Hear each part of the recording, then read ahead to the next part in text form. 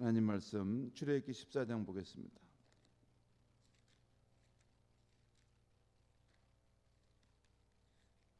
출애굽기 14장 1절에서 14절까지 말씀입니다. 우리 한 절씩 교독하겠습니다. 1절에서 출애굽기 14장입니다. 1절에서 14절까지입니다. 여호와께서 모세에게 말씀하여 이르시되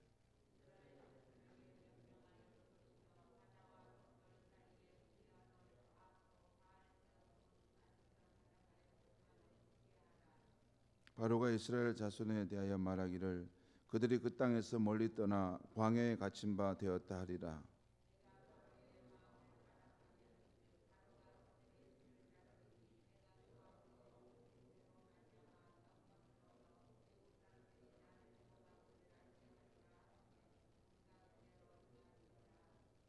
그 백성이 도망한 사실이 애굽 왕에게 알려짐에 바로와 그의 신하들이 그 백성에 대하여 마음이 변하여 이르되 우리가 어찌 이같이 하여 이스라엘로 우리를 섬김에서 놓아 보내었는가 하고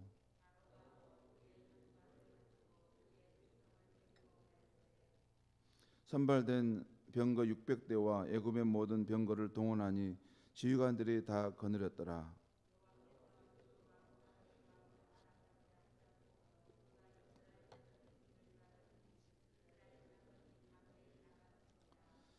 애굽 사람들과 바로의 말들 병거들과 그 마병과 그 군대가 그들의 뒤를 따라 바알스본 맞은편 비하히롯 곁 해변 그들이 장막 침대에 미치니라.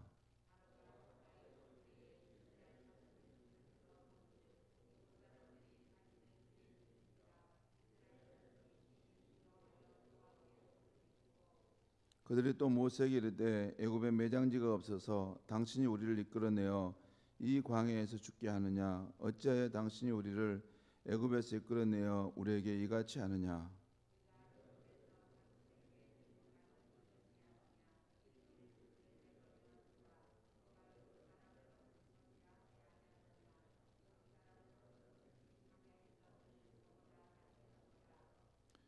모세가 백성에게 이르되 너희는 두려워하지 말고 가만히 서서 여호와께서 오늘 너희를 위하여 행하시는 구원을 보라. 너희가 오늘 본 애굽 사람을 영원히 다시 보지 아니하리라.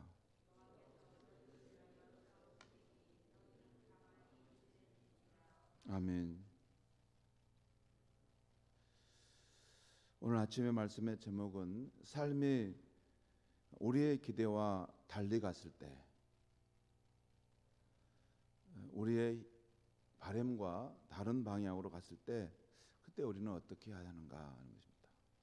삶이 우리의 기대와 달리 갔을 때 오늘 아침 말씀은 하나님께서 모세에게 이스라엘 백성들을 인도하여 홍해 바다와 믹돌 사이에 그 비하히롯이라는 곳에 그 바닷가에 진을 치라고 말씀하시는 상황에서 이루어지고 있습니다.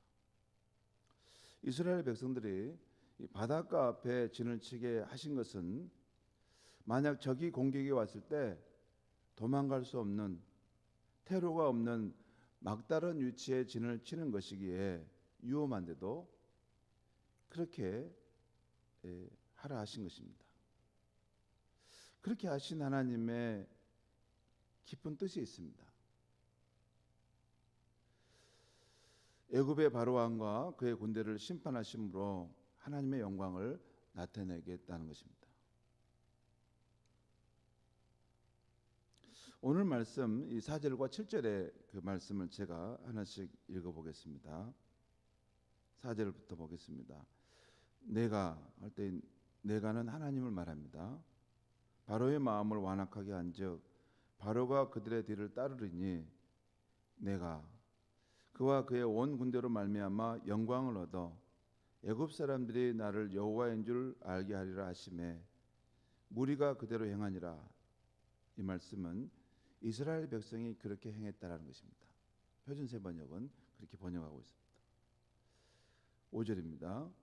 그 백성이 도망한 사실이 애굽 왕에게 알려짐에 바로와 그의 신하들이 그 백성에 대하여 마음이 변하여 이르되 우리가 어찌 이같이 하여 이스라엘을 우리를 섬김에서 놓아 보내었는가 하고 6절 7절입니다. 바로가 곧 그의 병거를 갖추고 그의 백성을 데리고 갈새 선발된 병거 600대와 애굽의 모든 병거를 동원하니 지휘관들이 다 거느렸더라. 많은 군사를 이끌고 추격해 간다는 것입니다. 10절 말씀, 다시 10절 말씀 보겠습니다. 10절 말씀에 보면 바로가 가까이 올 때, 이 말은 바로의 군대가 가까이 추격해 올 때라는 뜻입니다. 이스라엘 자손이 눈을 들어본즉 애굽 사람들이 자기들 뒤에 이른지라 이스라엘 자손이 심히 두려워하여 여호와께 부르짖고, 그 자기들 앞에는 이 큰 바다가 지금 가로막고 있는데 이 뒤에서 바로 왕과 애굽의 군사들이 큰 전차 부대를 이끌고 그들을 추격해 지금 오는 것입니다. 그 모습을 볼 때 이스라엘 백성들이 심히 두려웠고 그 일로 인해서 여호와께 부르짖었다는 것입니다. 그런데 이 부르짖음은 긍정적인 부르짖음이 아니라 부정적인 불평이었습니다.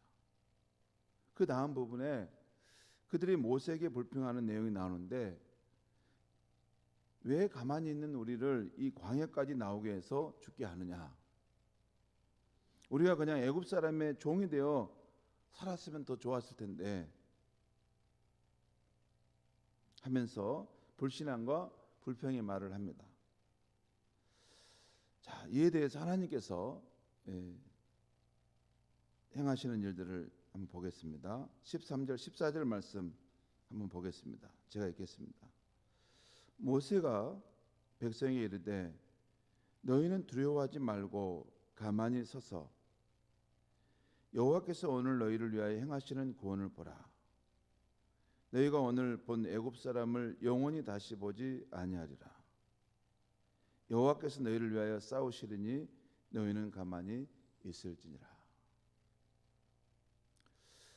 내일 아침에 보게 될 말씀을 보면 이제 그 홍해바다 앞에서 하나님께서 모세를 통해서 놀라운 구원의 역사를, 전무후무한 그런 구원의 역사를 행하시는 사건이 나옵니다. 아무도 생각지 못했던 그 깊은 바다를 가르셔서 그 바닷속으로 길이 나게 하셔서 그 백성을 구출하는 사건이 나옵니다. 그런 일은 역사상 있을 수가 없죠.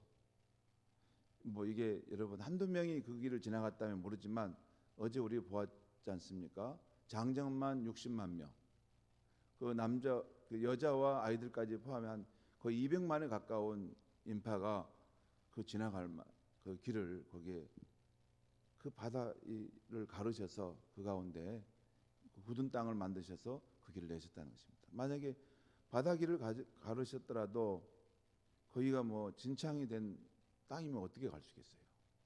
그걸 않겠습니까? 동풍을 일으키셔서 다 가르시고 그것을 신속하게 그 바다 밑을 메마르게 하셔서 이스라엘 백성들이 그 많은 인파가 수월하게 그 길을 지나가게 하셨다는 것이죠. 성도 여러분, 오늘 이 말씀에 담긴 영적 교훈은 이렇습니다. 우리가 주님의 인도하심을 따라갈 때 어느 순간 생각지 못한 난관을 만날 수 있다는 것입니다. 또 우리의 바라는 것과는 다른 방향으로 가 있을 수 있다는 것입니다. 살다 보면 그렇죠.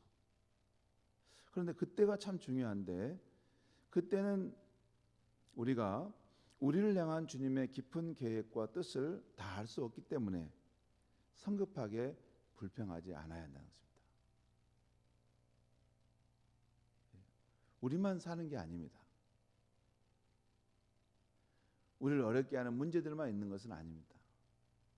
우리가 살아가는 이 세상은 하나님께서 주관하시는, 하나님께 일하시는 세상이에요. 그리고 특별히 우리가 하나님의 백성이기 때문에 우리가 가는 길에 하나님께서 그 뜻을 가지고 그 경륜과 뜻을 가지고 우리의 인생의 길을 인도해 가신다는 것이죠. 그래서 내가 왜 이런 길로 오게 되었지?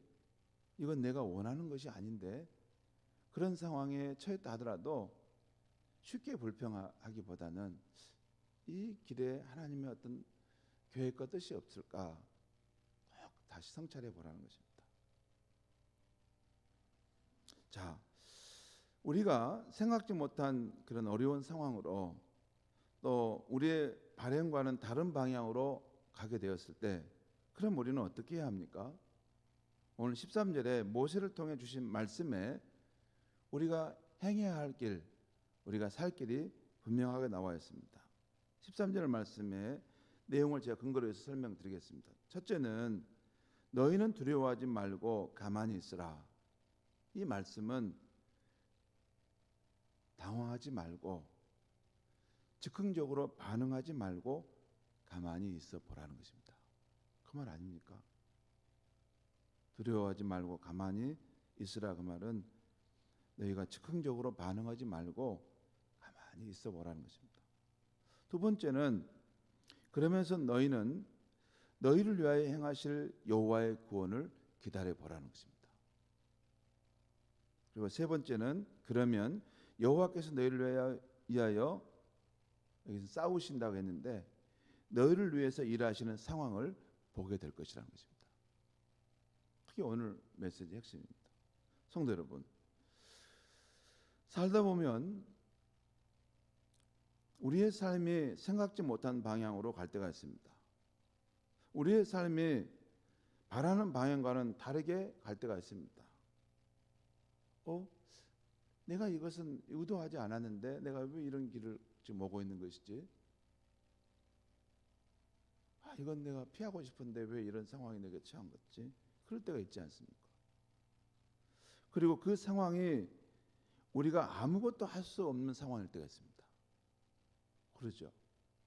아브라함도 그랬고 요셉도 그랬습니다. 다윗도 그랬어요. 요셉이 계속 그 삶이 나락으로 떨어지는 그 상황은 종으로 팔려가고 또 누명을 쓰고 감옥에 던져지는 이 상황은 이게 요셉이 의도하지 않았을 뿐만 아니라 또한 그 상황 속에서 요셉이 할 수 있는 것은 아무것도 없었어요. 아무것도 할 수 없었어요. 근데 우리도 그런 상황에 놓이지 않습니까? 자녀의 문제에 대해서 어떻게 아무것도 할 수 없어요.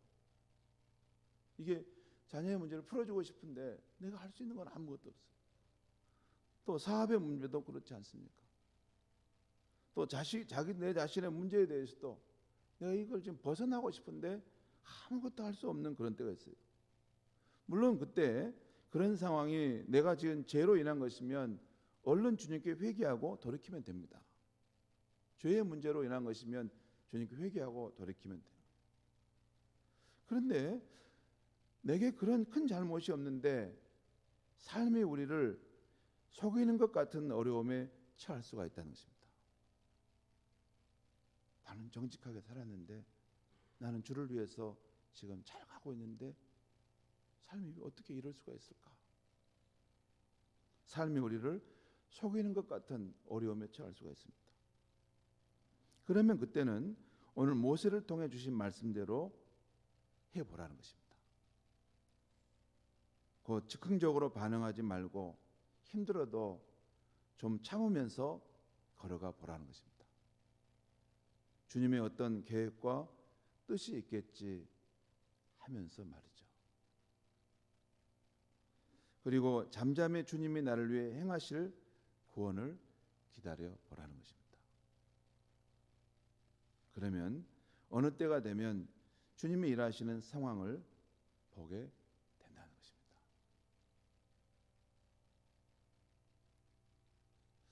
우리가 살아오면서 믿음의 여정을 걸어오신 분들은 아마 이런 경험들을 다 몇 번씩은 하셨을 것입니다. 내가 의도하지 않는 상황에 내가 놓이고 그때 아마 실패하는 경우도 있었을 겁니다. 많이 실패할 수 있죠. 우리도 인간이기 때문에 불평하고 원망을 했을 수 있습니다. 그럼에도 불구하고 하나님께서 우리 삶을 이끌어 가신 거 보면 나중에 보면 좋게 해주셨다는 것을 볼 때가 있지 않습니까? 그래서 주님과 오래 동행한 사람들은 이제는 그런 자기의 발행과 다른 길을 갈 때도 즉흥적으로 행하지 않습니다. 좀 참아봅니다. 기다려봅니다. 뭔가 주님이 의도하시는 그런 깊은 생각과 계획이 있겠지. 그 경륜이 무엇일까? 제가 한 가지만 말씀을 드리면, 제가 이전에 교회에서 봉사할 때 외국인 노동자 공동체를 섬겼던 그런 경험이 있습니다. 한 2년 정도인가 섬겼습니다. 그때 그 외국인 공동체 안에는 그 한국에 들어와 있는 노동자들이 많이 왔는데 아주 다양한, 적어도 한 8개 정도 부류의 나라에서 온 사람들이 모여서 이렇게 함께 예배를 드리고, 물론 제가 이제 설교를 하면 중간에 통역하는 사람들이 있어가지고 각 나라의 말로 통역해서 그렇게 예배를 드렸고, 또 이제 그 주중에는 그분들이 이제 노동하는 근로 일을 하는 사람들이기 때문에 제가 이제 그분들 보통 보면 이제 그 열악한 위치에서 하죠. 그리고 뭐 월급도 안 주고 막 그럴 때가 많습니다. 그러면 이제 찾아다니면서 그런 문제를 해결해주고 또 노동청 같은 데 가가지고 그것이 일이 되게끔 만들어주는 그런 일을 하고, 또 그들이 어려울 때 신방도 주로 하고 이랬습니다.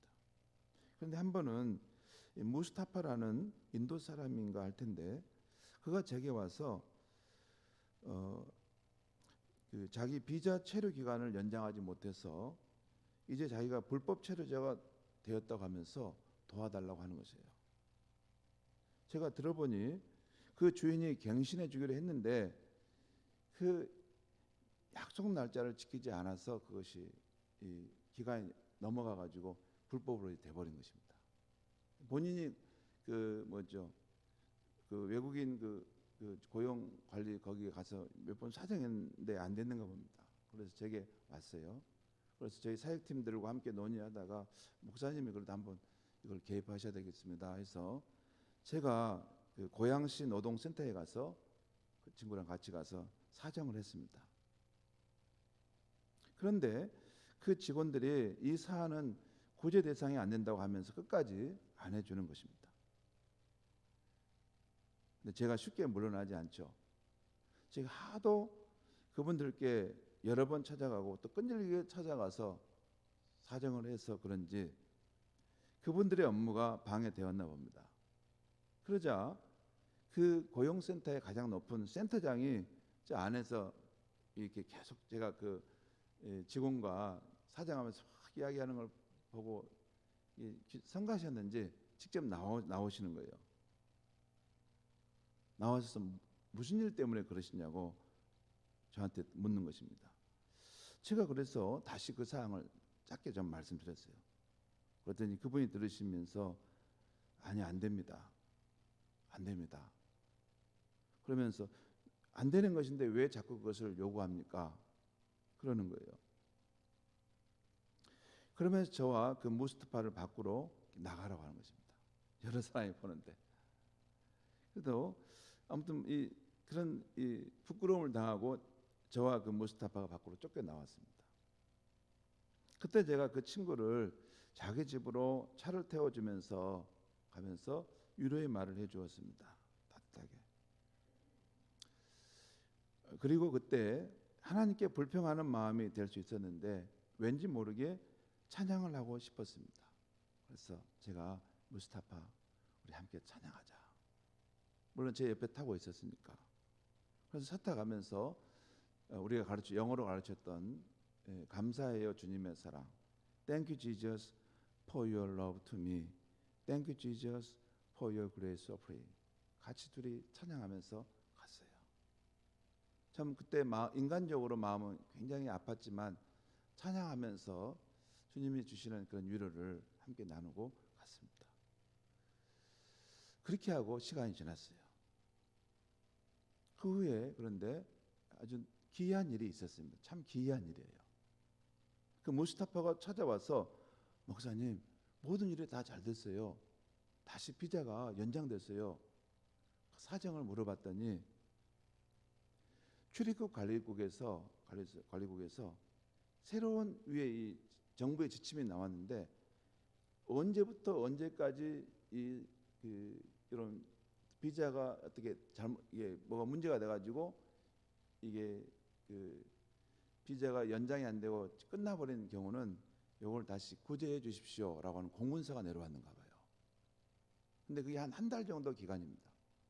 근데 그 한 달 정도 기간이 딱 그 무스타파라는 그 친구가 그때 놓쳤던 그 기간이 딱 거기에 맞물려 있는 거예요. 거기에 해당되는 사람들 구제해 주기로 무슨 관리국에서 그게 내려왔어요. 무슨 아마 그 내부 사정이 있었겠죠. 어떤 자기들이 착오가 있었던지 간에. 그래서 그 친구가 덤으로 그것을 함께 구제를 받게 되었습니다. 그건 저만이 아니라 우리 그때 물된 동산 공동체 전체가 그것을 경험하면서, 왜냐하면 그 제가 힘들고 어려웠던 상황을 다 알거든요. 하나님께서 우리 가운데 일하셨다 해가지고 굉장히 공동체가 그 일로 결집하고 아주 힘을 얻게 된 계기가 있었습니다. 성도 여러분, 우리는 하나님께서 우리 삶에 행해 가시는 일들을 현재의 상황 속에서는 다 알지 못합니다. 우리는 그분의 피조물일 뿐입니다. 하나님이 하시는 일은 우리가 다 이해할 수 없습니다.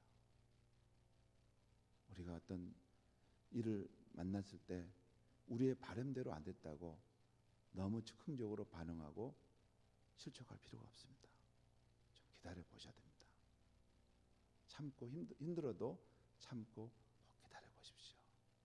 그러면 하나님께서 우리를 위해서 행하시는 구원의 역사를 눈으로 보기도 하고 때로는 후에 듣기도 합니다. 사람들이 말해줘요. 나한테 와서 목사님 그 일이 이렇게 됐어요. 그 일이 이렇게 됐다니까요. 여러분, 그것이 살아계신 하나님과 우리가 함께 살아가는, 또 그분을 섬기는 신앙의 길이라는 것을 꼭 잊지 않기를 바랍니다. 기도하겠습니다. 하나님 아버지, 오늘 이 아침에 이스라엘 백성들을 향해서 하나님 주시는 말씀을 통해 우리가 우리의 바람대로 뜻이 이루어지지 않을 때, 삶이 우리를 마치 속이는 것 같은 상황 속에 놓여 있을 때, 그때도 우리가 실족하지 않도록 이 귀한 말씀을 주시니 감사합니다. 주님, 그때도 즉흥적으로 반응하지 않고 힘들어도 좀 참으면서 걸어갈 수 있는 우리가 되게 하여 주시옵소서. 그리고 주님께서 우리의 삶에 행하실 구원의 사건들을 잠잠히 기다릴 수 있게 하여 주시옵소서. 그리고 결국에는 주님께서 우리의 입술을 통해서 찬양과 영광을 받으시는 분임을 고백할 수 있게 하여 주시옵소서. 예수님의 이름으로 기도하옵나이다.